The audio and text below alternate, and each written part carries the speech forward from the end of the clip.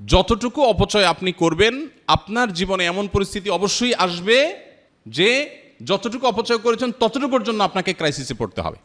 আমরা যে পরিমাণ পানি অপচয় করি এই আধুনিক এই পৃথিবীতে, আমরা অনেক ক্ষেত্রে খুব ভালো মানুষ, আমরা মাশাআল্লাহ একটা পাখির কষ্ট সহ্য করি না, অনেক মানবিক। কিন্তু আল্লাহর এই সৃষ্টি পানি যে পরিমাণ নষ্ট করি আমরা, অজুতে যে পরিমাণ পানির টেপে আপনি খরচ করেন, একটা বালতিতে ধরে রেখে দেখেন যে ওইটা দিয়ে কয়েকজনের গোসল হয়ে যাবে।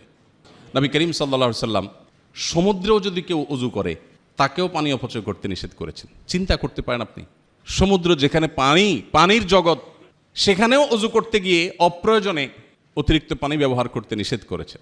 নবীজি সাল্লাল্লাহু আলাইহি সাল্লাম অজু করতেন, ছোট এক গ্লাস পানি লাগতো, এক মগ পানি দিয়ে তার গোসল হয়ে যেত। এটা তার চিরাচরিত অভ্যাস ছিল। এই জন্য শুধুমাত্র এই যুদ্ধ পরিস্থিতিতে না, আসুন আমরা নিয়ত করি বিদ্যুৎ হোক জ্বালানি হোক এগুলো ব্যবহারে আমরা সাশ্রয়ী হব,